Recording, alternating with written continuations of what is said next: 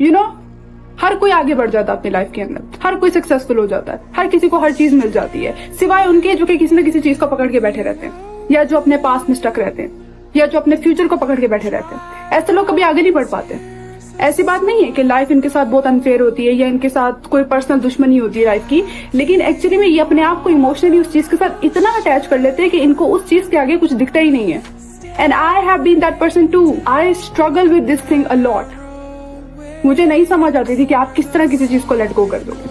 मुझे नहीं समझ आती थी कि हम किस तरह किसी चीज के बारे में सोचना छोड़ देंगे और वो चीज हमें मिल जाएगी। And I was like, how, किस तरह किसी चीज के पीछे आप नहीं भागोगे और वो चीज आपके पास चल के आएगी? How is it possible?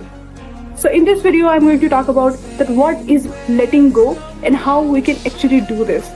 So let's get into it. First of all, तो letting go का मतलब ये नहीं होता कि आप सैड गाने लगा के अपनी किसी एक्स के ऊपर रो रहे हो या आप इंस्टाग्राम की स्टोरीज पे कोई स्टैटिक ब्रेकअप कोट्स लगा रहे हो। लेटिंग गो का मतलब ये नहीं होता। लेटिंग गो का मतलब होता है कि आप अपने साथ ब्रूटली ऑनेस्ट हो जाओ कि यस, ये चैप्टर खत्म हो गया आपकी लाइफ से, खत्म। और एक और बात कि letting go is not just about past. Letting go का मतलब है कि आपने अपने प्रेजेंट और अपने फ्यूचर को भी लेट गो करना होता है। फॉर मी, जिस तरह के मैं उनमें से हूँ जो कि अपने पास पे इतना होल्ड ऑन नहीं करके रखा। मतलब मैं कहती हूँ ठीक है, जो हो गया वो हो गया, मैं उसके बारे में ज़्यादा सोचती नहीं हूँ, उसके बारे में ज़रा अपना दिमाग नहीं खराब करती। But I am one of दोस्त जो कि अपने फ्यूचर को पकड़ के रखती है, जिनको उनके फ्यूचर की टेंशन खाई जाती है।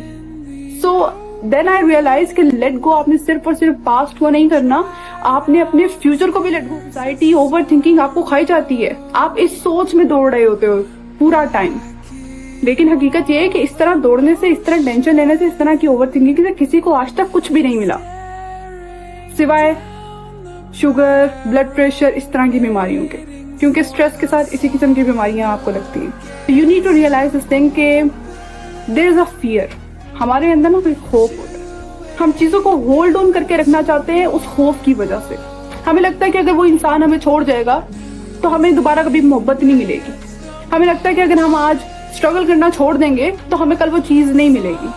सबके पीछे हमारा सिर्फ खौफ है, फियर है, जिसकी वजह से हम खुद को इतना अटैच कर लेते हैं इन चीजों के साथ। और खौफ को खत्म करने का एक तरीका कि आप उस खौफ को फेस करो, आप उस फियर को फेस करो। लेट्स सपोज हमें एग्जाम से पहले, कोई हमारा बहुत बड़ा एग्जाम हो या कोई टेस्ट हो, एग्जाम से पहले हमें टेंशन होती है, बहुत ज़्यादा डर लग रहा होता है कि भाई पता नहीं क्या होगा वगैरह वगैरह। लेकिन द मोमेंट आपके हाथ में वो शीट आती है, पेपर, एग्जाम क्वेश्चन पेपर आता है, तो आपका फियर गॉन, तब फियर खत्म हो जाता है। तब सिर्फ आपका सर्वाइवल होता है कि भाई अब मैंने इसको अटेम्प्ट करना है किसी न किसी तरीके से। तो जो आपका खौफ होता है ना आपके अंदर, वो खत्म हो जाता है। फियर सिर्फ तब तक एग्जिस्ट करता है जब तक कि आप उसको फेस नहीं कर लेते।